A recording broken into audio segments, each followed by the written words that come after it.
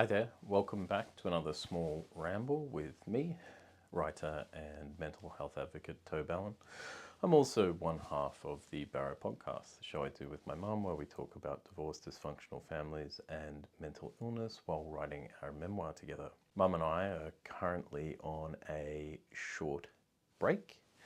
We'll be back with new episodes of the BARROW Podcast on Sunday, June 7.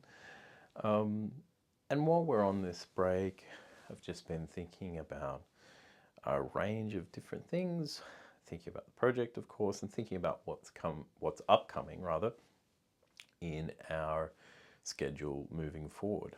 What elements of our story are yet to be addressed? So one of the main elements of our story that we haven't really covered yet, although we've definitely touched on it, is the fact that I was essentially raised by my grandparents, and one of the features of the BARROW Podcast, Talking to Mum, is that it is, by its nature, a show featuring intergenerational discourse. And one of the things I really like about intergenerational discourse is that you are obviously incorporating very different viewpoints and perspectives and trying to sew those together or harmonize those points of view. And I feel as if there should be a lot more intergenerational discourse, and that in the current era we're in, people are fairly siloed anyway, and getting the generations to talk to one another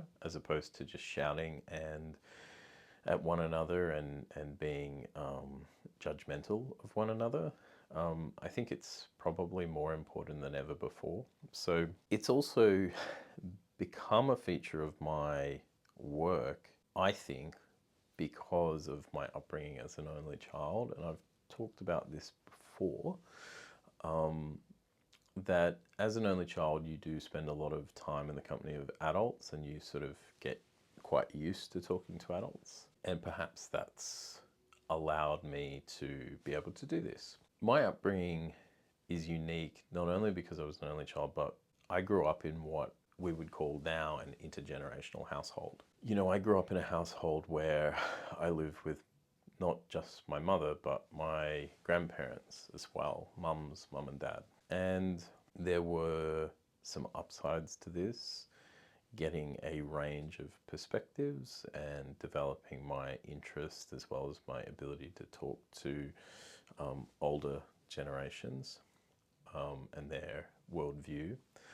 But there were also a lot of downsides to this. I think I touched on this in a previous video, but where I was talking about, you know, it probably aged me prematurely. It sort of made me old before my time, so to speak, and it also put me out of sync with my own generation. So those are some downsides. One thing that's been occurring to me lately, though, while working on the book, is the very fact that my grandparents had more influence on my life than my parents did. And that is an experience that's particular to me, and it goes for both parents and both sets of grandparents. So, you know, I can say really very honestly that my paternal grandparents had a larger impact on my life than my father did, and that my maternal grandparents had a larger impact on my life than my mother did. In the dynamic of the household I grew up in with mum and her parents, mum became more like an older sister to me, like a sibling. And that is something that, you know, was perhaps unusual. And it certainly, obviously, shifted the dynamic between us. And, you know, the negative impact of that is something that, you know, we've really been trying to overcome doing this project, like actually fixing the dynamic and building back a more traditionally parent-child relationship is kind of a feature of what we've been doing, trying to get ourselves out of this sibling relationship that we have.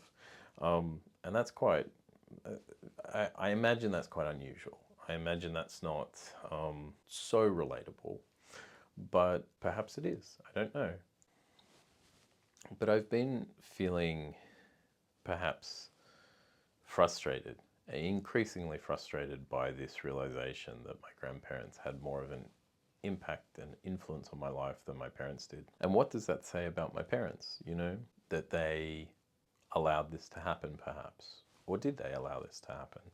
Were they aware of it? Were they conscious of it?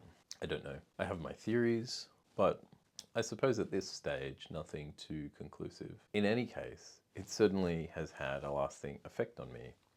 And it's probably why, you know, I haven't had quite the bond with either of my parents that I might have liked to, that perhaps I should have.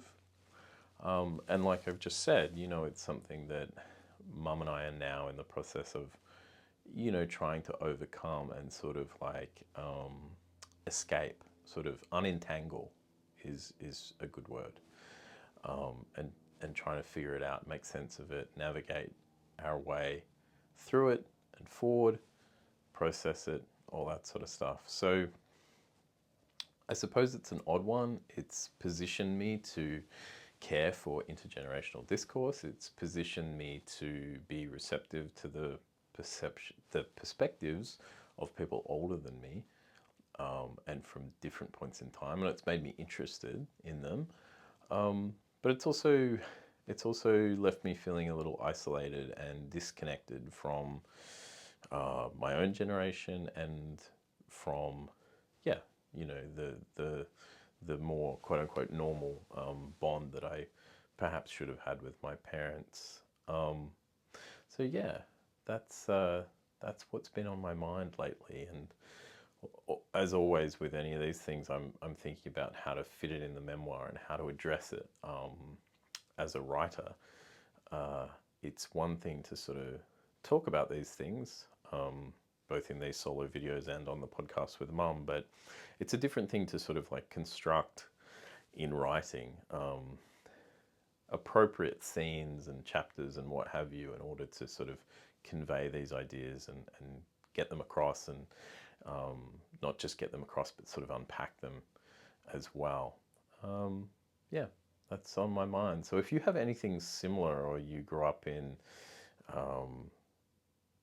a multi-generational household like mine, or I'm always really interested in the perspective of people who, you know, whose parents were removed from their lives in one way or another, and they were raised by their grandparents or an aunt and uncle or something like this.